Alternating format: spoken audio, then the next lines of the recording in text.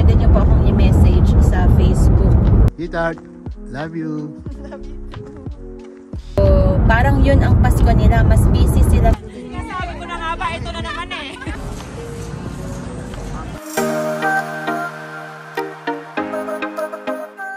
Yan. So, wala ako. Ay, ito pala. Ayan. Aba, nagamit din my purpose. Ayan. Hello! Hi, dreamers! Welcome to home and everything. So, Friday today, kaya may time tayong mag-vlog dahil wala na tayong iisipin. Wala na tayong masyadong iisipin. But anyway, katatapos ng Halloween, so galing kami sa isang event kagabi, sa isang community, parang halos lahat ng bahay may decorations sila at namimigay talaga sila ng mga candies. Kahit sinong bata ine-entertain nila, strangers or kilala nila, ine-entertain nila, binibigyan nila ng candy.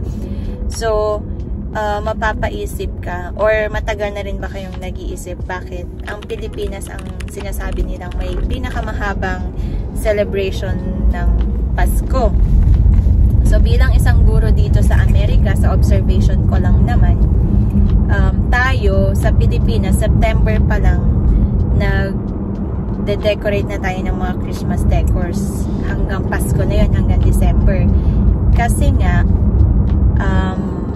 wala tayong parang major celebrations in between from September to December. So September pa lang pwede na tayong mag-decorate dahil yun na hanggang Pasko. Dito naman sa Amerika, September, October, start ng fall season nila. So, ang decorations nila, like sa amin, ang bulletin board namin, dinedecoratean namin ng pang fall season. So, mga pumpkin, mag-field trip ang mga bata sa mga pumpkin patches, mag-hiking ang mga tao. Adventure for more!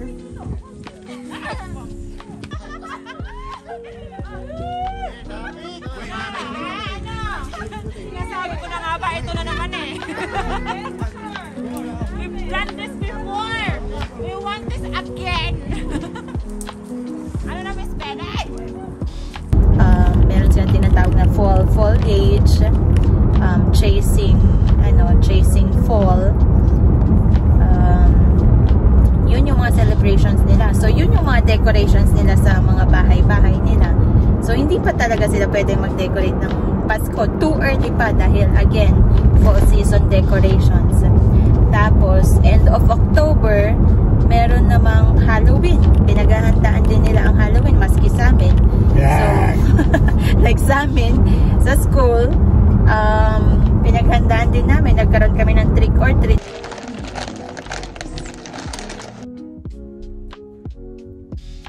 Go, go, go. Here. Sebastian, here. Here, Hermione. Okay, go to Miss Estefania. Do you want to go? How many do I give him, Miss Bell? 3. Yeah. I'll give you one of each. Okay. Left his basket. Ethan, here. Tapos, so October yun. November, may Veterans Day pa. Very patriotic ang mga Amerikano. Nagsa-celebrate sila ng Veterans Day. Sineselebrate din nila yan. Nationwide din yan. So, may mga events din silang ginagawa to honor yung mga retired military or uniform men in service. Ganon. Very common dito na ino-honor nila yung mga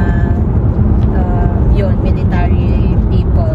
So, kaya madalas mo maririnig dito sa Amerika yung phrase na thank you or yung sentence na thank you for your service. Yun.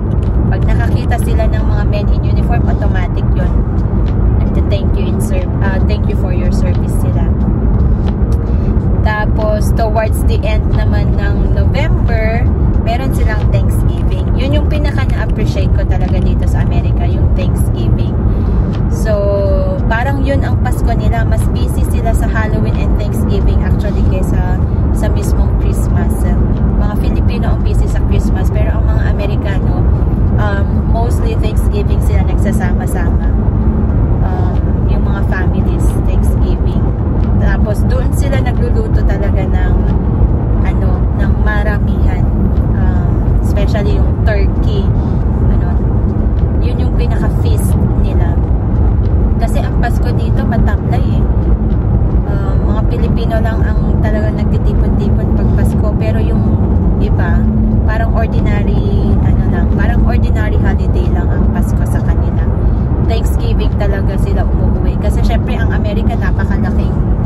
pagkain yan eh. So, yung iba't ibang families nasa iba't ibang state, Thanksgiving, they come together to celebrate. Yun, na-appreciate ko yun. Thanksgiving nila. Which is sa atin, di ba, hindi natin naman masyadong sineselebrate ang Halloween. Sa mga communities lang, mga gated communities, yung mga may organizers, planners, Thanksgiving, di rin natin naman pinapractice ang Thanksgiving. So, talagang hindi dahil mahaba ang celebration natin ng Pasko compared sa iba, kundi marami pang celebrations in between bago magpasko. Kaya it's too early for them na mag-plan for Christmas. So, yun yung na-observe natin. So, bilang teacher, pinaghahandaan din namin yung mga ganong celebrations nila bago ang Christmas. Yun. So, yeah. Subscribe, Don Facundo Tracker Tips.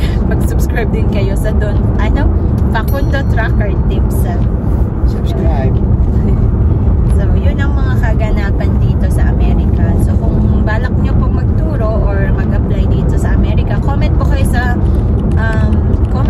mga vlogs ko about teaching dito sa Amerika. Kung gusto nyo mag-connect tayo or kung gusto nyo magkaroon ng idea, pwede nyo po akong i-message sa Facebook. Sa Facebook ko, yung doon na lang sa Mom's Gray. Kasama yung mga asawa nila na gusto maging truck driver. Maganda din talaga maging teacher dito kasi madali lang makapunta, tapos pwede nyo pang isama yung mga immediate family members nyo, like yung asawa nyo tsaka mga anak nyo na hindi more than 21 years old. Less than 21, pwede nyo pang isama.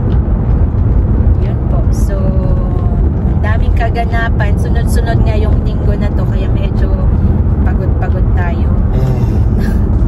Pagod-pagod tayo this week. Pero next week, ano na lang yan, maghahanda na ang marami nang a-absent na mga bata niyan. Next week tsaka sa susunod na week kasi nga Thanksgiving. So, yung iba talagang nagbabakasyon sila, pumupunta sila sa mga families nila. Okay? So, yun lang po. Thank you for watching and keep on dreaming, dreamers. Bye! Street Boys! Good boys. Go. Okay, freestyle, freestyle. Energy! Energy!